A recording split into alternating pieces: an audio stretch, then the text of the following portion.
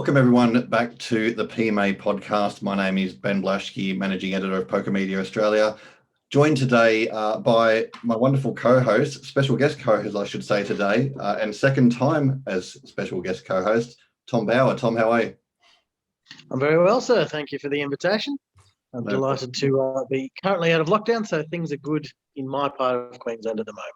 You're one of the very few in the country not in lockdown right now. But of course, our special guest for today is, of course, let's call him the man of the moment, because he's been arguably the form player on the Australian poker scene in 2021, certainly up there. Mike Maddox, how are you, mate? Not too bad. How's it going, guys? Excited to jump in the booth. I love being on the side of the microphone every now and then, the side of the felt. So yeah, thanks for inviting me on. No, it's great to have you here. I mean, I guess the first question is, poker's gradually being cancelled around the country at the moment. What have you been up to over the past few weeks?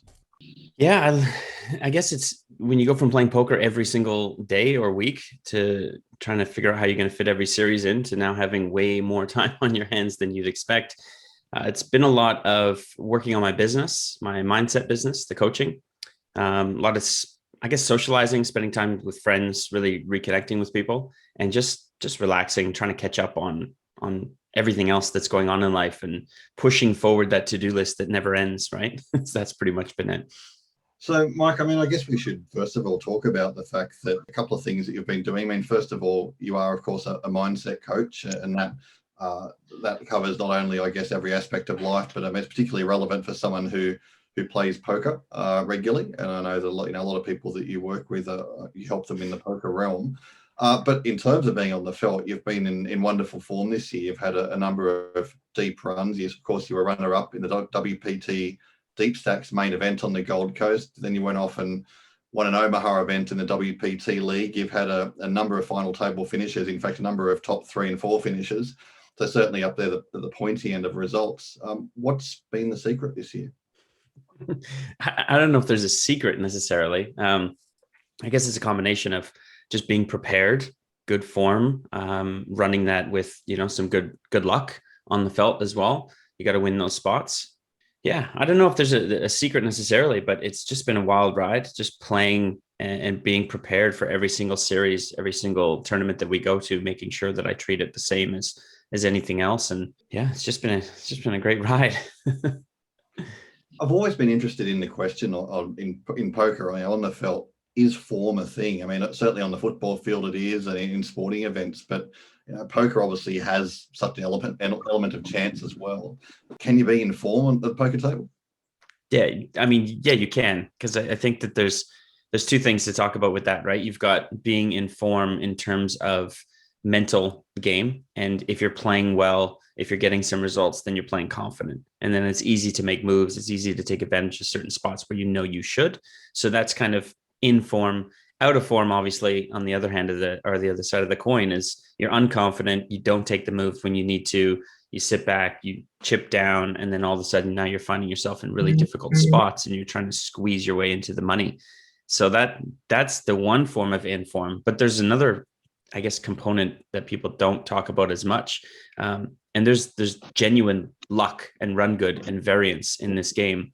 And if you've been around the game long enough, it comes in waves. So some guys go on heaters or in girls, and then sometimes you're in the dirts, and in the best players in the world just can't produce a win. Look at Daniel Negreanu, just picked up his first win in I don't know how many years, one of the best players in the world. So when you're running well, when you're getting the right side of variance, it's about maximizing those opportunities and trying to make the most out of what you're presented with. So if you're in form in your mindset and you're in form with your luck, then, I mean, there's no telling how far you can go. And case in point, I guess 2021 for me so far this year, right? So, I mean, when you talk about the fact that obviously, when you're confident, when you've been going well, I guess you're in a better headspace to make decisions and be confident, in the right spot to make a move or make a call. I've heard you talk recently about, I think you actually mentioned a particular hand when you had pocket fives, when you called someone down that was actually quite instrumental, I guess, in helping kickstart this run of results you've had. Can you talk a bit about that and the sort of mindset around that? Yeah, that hand, I remember it particularly well because it was a combination of just trying to put your opponent on a hand. Essentially, I had pocket fives. There was a raise early position. I flat called, and then the small blind 3-bet, which is usually a pretty big sign of strength from that spot. And the board relatively dry. I think there was a couple of jacks, jack, rag on the flop. They c-bet big. I called.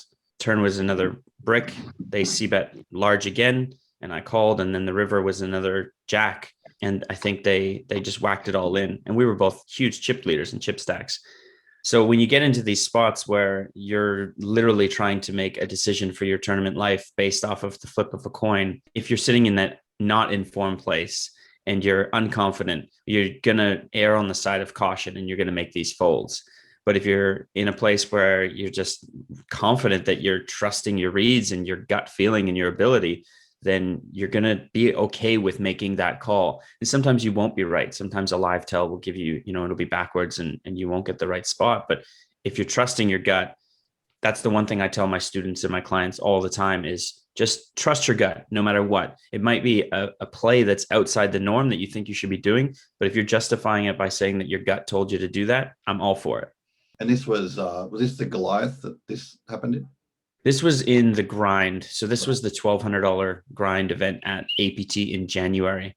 And I hadn't had any results yet. I had only just come back to poker in January. So I really wasn't anybody at this point on the Australian Poker Tour. I'm just some random Canadian playing on the event. I had already won the Omaha event earlier that week.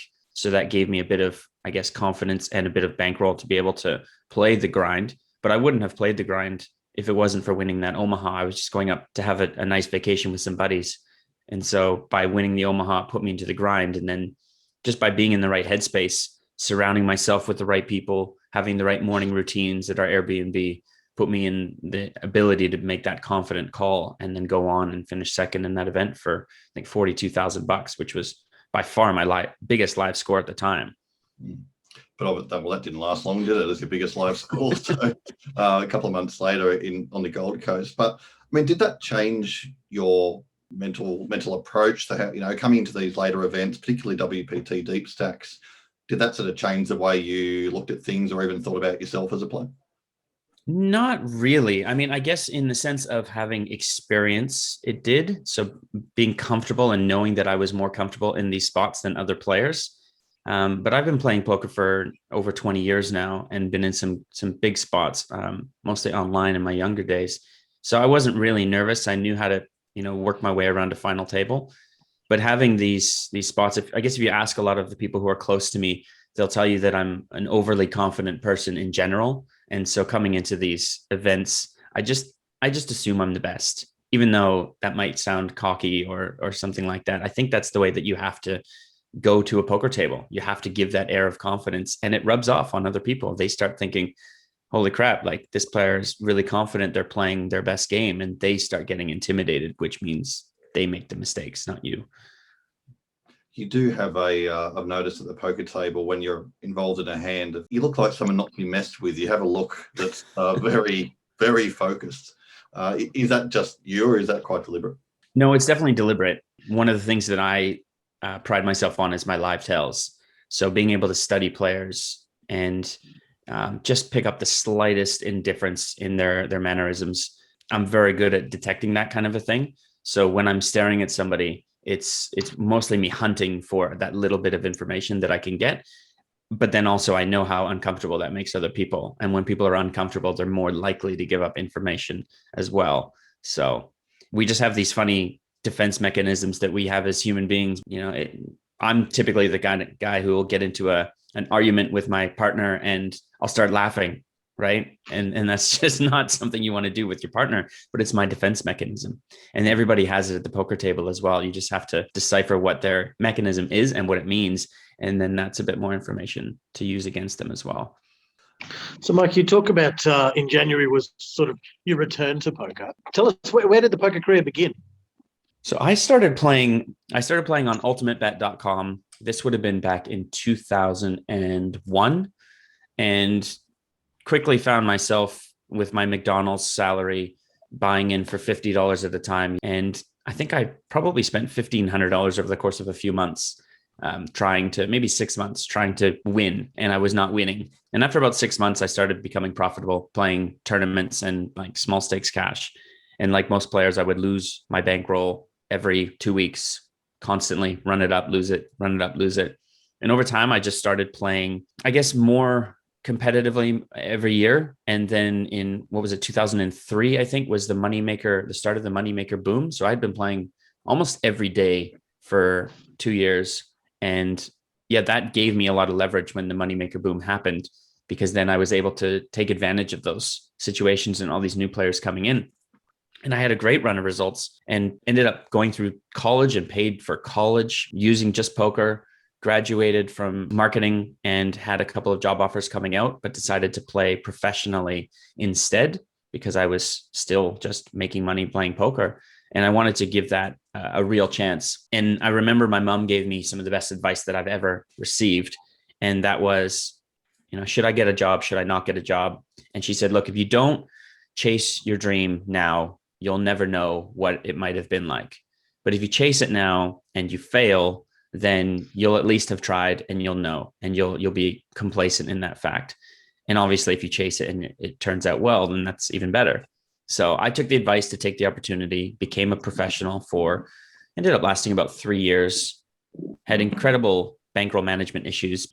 So that didn't last long. I bought a townhouse with some of the money and had a mortgage. And then the stress of having a mortgage did not allow me to play my best poker. And so I ended up getting a job for the last 10 years, basically.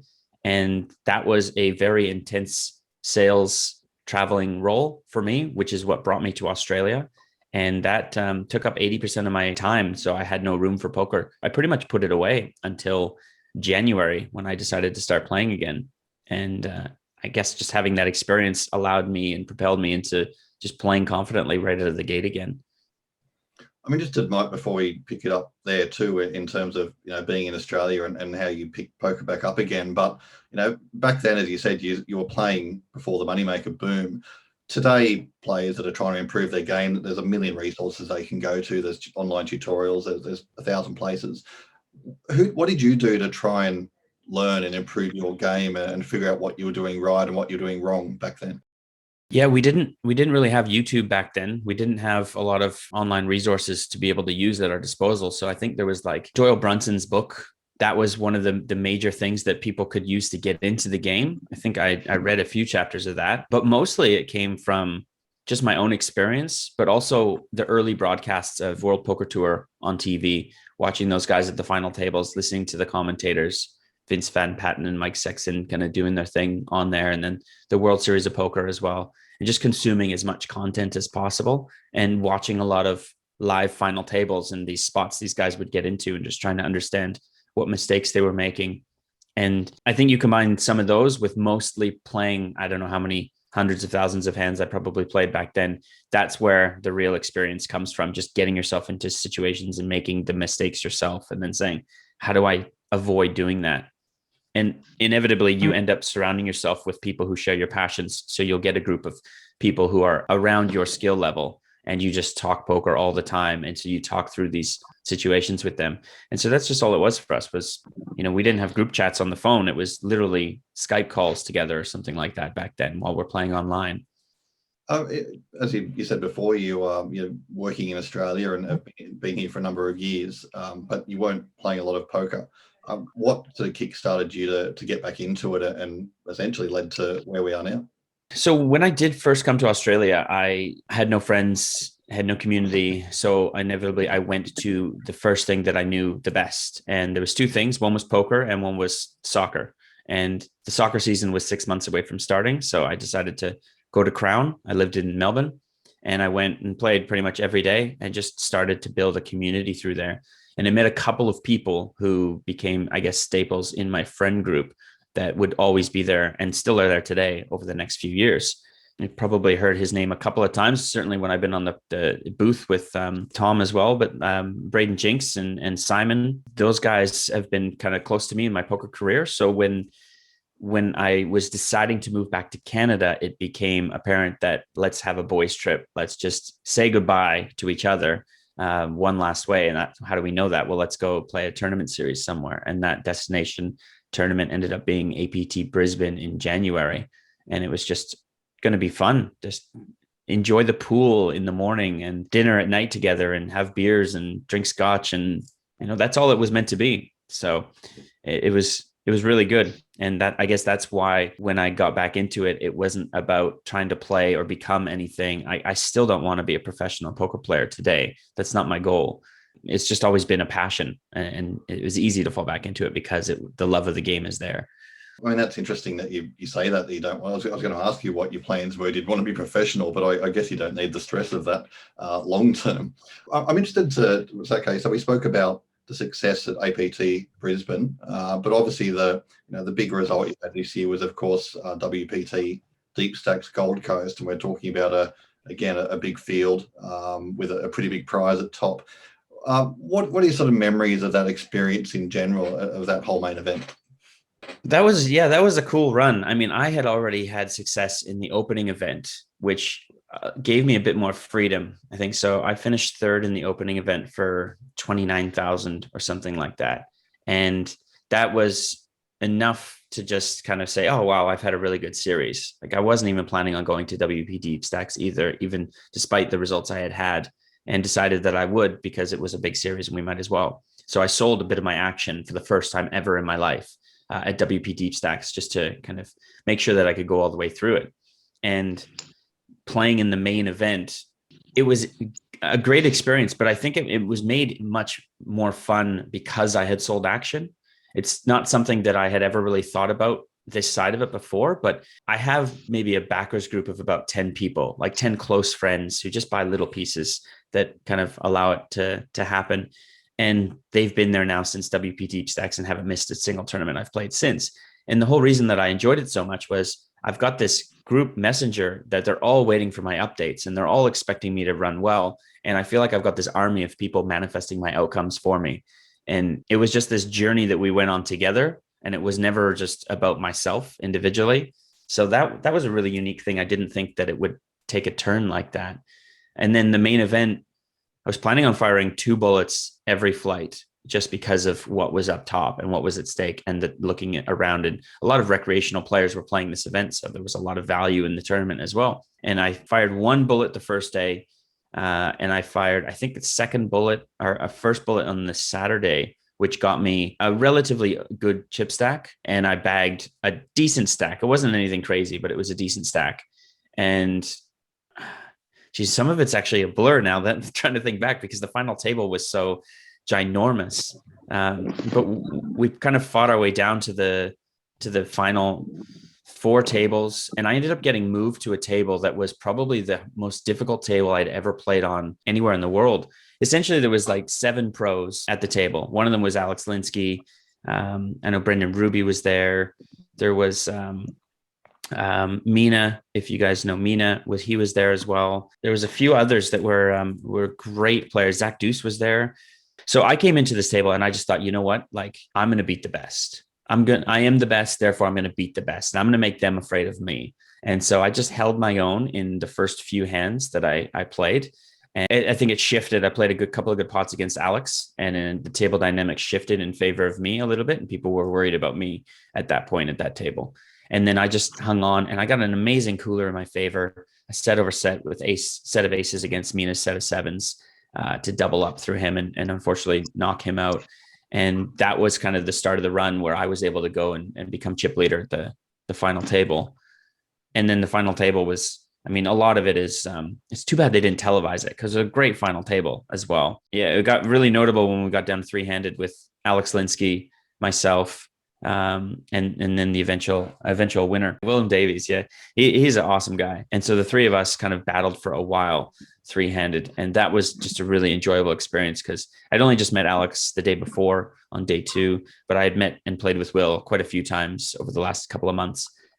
So it was just soaking it in, and the up and down battle.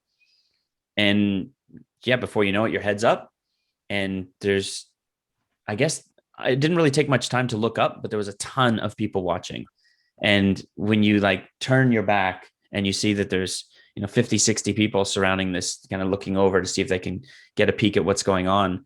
I guess I started to realize the magnitude of what the tournament actually was. Up until that point, I just thought it was a tournament and I've got X amount of big blinds and here's the structure and here's who's left. And I just got to keep chipping up and beating them.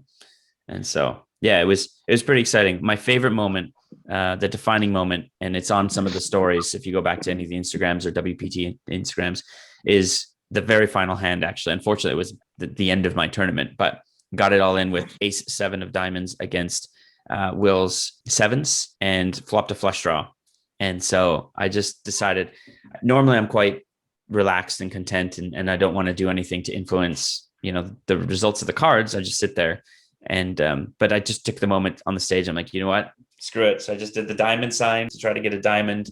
And then the entire, rail for me just started screaming diamond and everybody put up diamonds. And I just kind of soaked that moment in before they put the cards out. And that, for me, that was the coolest thing. And I'm glad I have that in the story and can go back and look at that moment. That was sensational.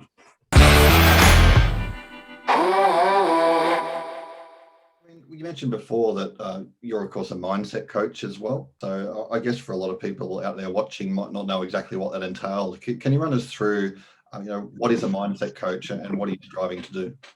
Yeah. So, mindset is kind of the thing that unlocks or locks us in to how we operate in our day-to-day life. And you can get out of bed in the morning and feel lazy and have the laziest day and be so unproductive. Or you can get out of bed and you can just feel like today I'm going to effing accomplish a bunch of shit. And if you do that, you end up inevitably accomplishing a lot of stuff in that day. And so when we start to realize that mindset is the key that unlocks everything for us in our path, both, chasing your dreams and living them out and being successful at them, or kind of not, then it becomes a really important thing. And it's so much more apparent in poker than it is in many other things. Obviously, a lot of top athletes know a lot about mindset and visualization because they've been doing it their whole life. And that's kind of the background that I come from. I'm a former athlete playing a decent standard of football or soccer growing up.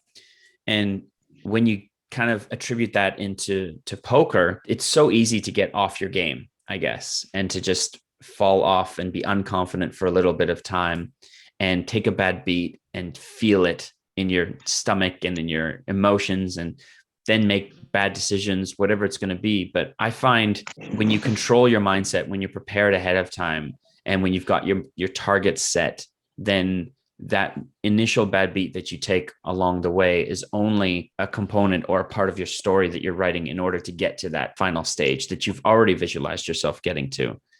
And so what I do as a mindset coach is I help people kind of tweak their mindset, remap how their habits and practices are in their day-to-day life. And most of what I do is for them is off the felt, if possible. And then we bring that back onto the felt. So if there's confidence issues on the felt, then we work about those off the felt. Obviously, I do poker coaching for just straight poker players, but it's never just, you need to, work on your bet sizing and 3-bet here and 4-bet in these spots. And, that's just half of what poker is. If people get control of their mindset, their performance inevitably goes up in everyday life. And I think it just allows people, and what I love about it so much is just making people better versions of themselves that they always knew that they could be, that they just hadn't quite knew how to step into that version. I think what's really exciting is what we struggle to do with mindset coaching is put a quantifiable answer to it. It is quantifying the unquantifiable. However, we've now got a really nice stack of results that are assisting to quantify just how important that is to those, I suppose, doubters or naysayers, or even those who just haven't had an opportunity to look into mindset. And Mike, your results have really been a testament to how important that is. And I really think it's starting a big discussion within the poker community, which is just fantastic. Yeah, and it's cool to kind of be a thought leader or a component that helps drive more people to be interested in learning about mindset and just becoming, slightly more interested and bettering themselves. If we can just get people to start dreaming a bit more about what is possible for themselves, that's something that is so disheartening, is when people say, well, why would I even try? Why would I even think about doing that? And you just want to show them that the world that we live in is a canvas and you can paint anything that you want. Literally, you can do anything and become anyone you want. You just have to dream it and then feel it and live it and breathe it and then become it. And as long as that's kind of your main directive, it's achievable.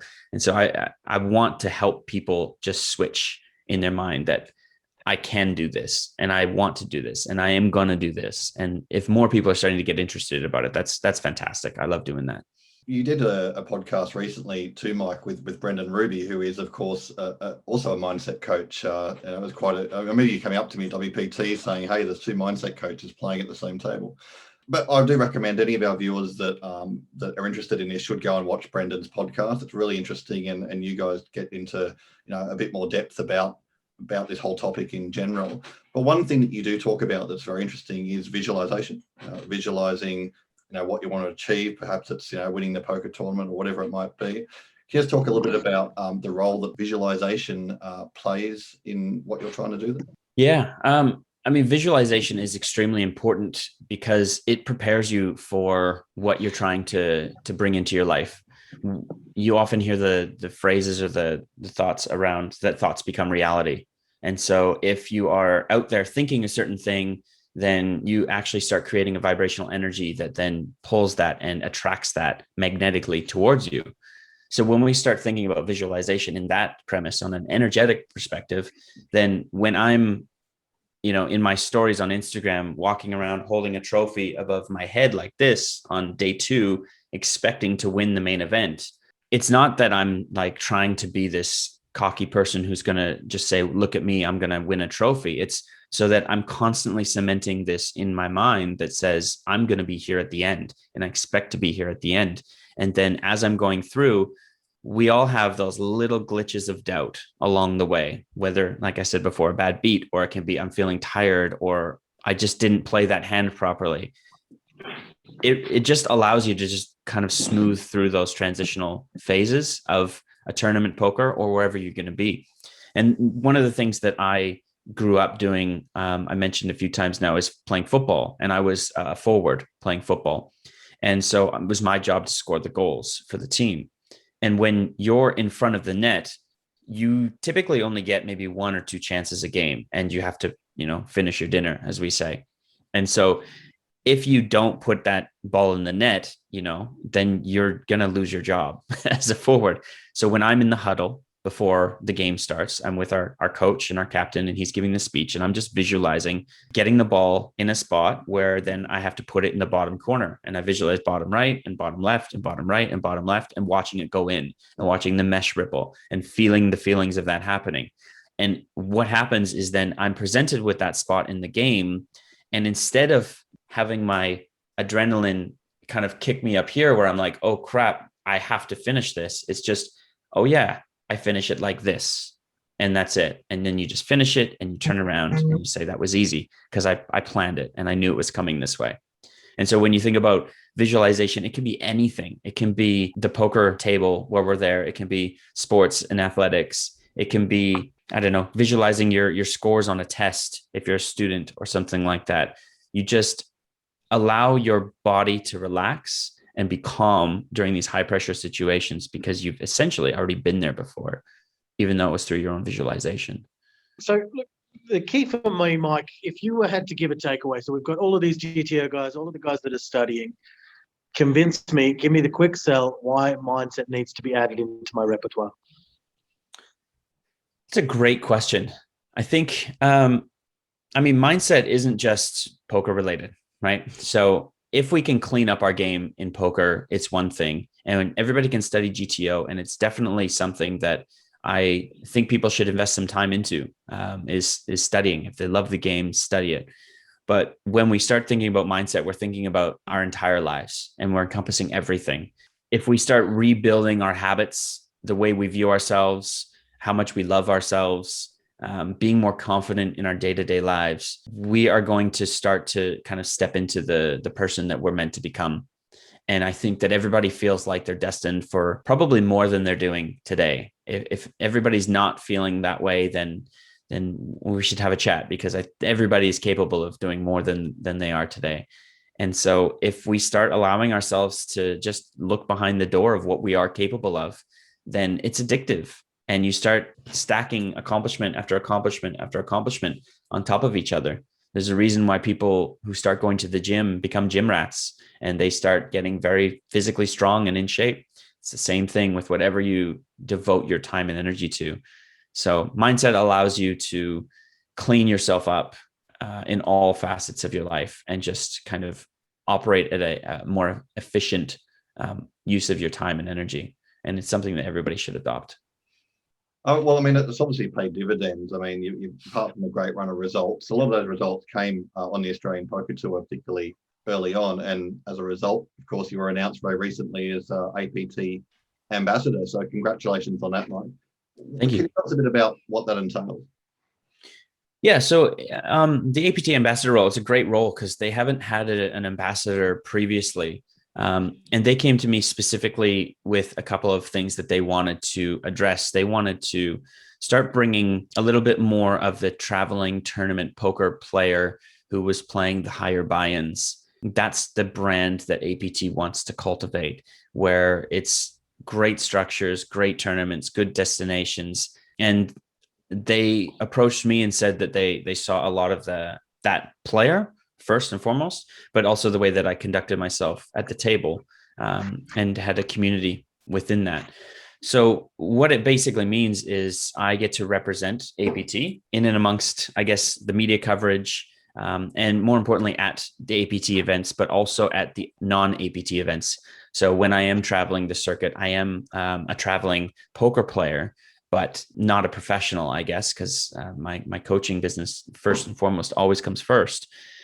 But it allows me to represent APT and just let everybody know. I mean, I personally, it was an easy decision for me to sign on with APT because for me, they do put on the best events. If I have a trophy, that's one of the trophies that I want to be on my wall at the center of my mantle. Obviously, I would love a WPT Deep Stacks main event trophy to be there, but that event only comes around, once a year. So if I can get myself an APT trophy, especially one of the new ones that are out there that we didn't get a chance to hand out too many at Sydney, that's definitely the one that I'll be most proud of, because it's not often you get a Goliath where, a $2,500 buy-in, you're getting routinely over $100,000 for first place consistently for just an event that runs 5 times a year.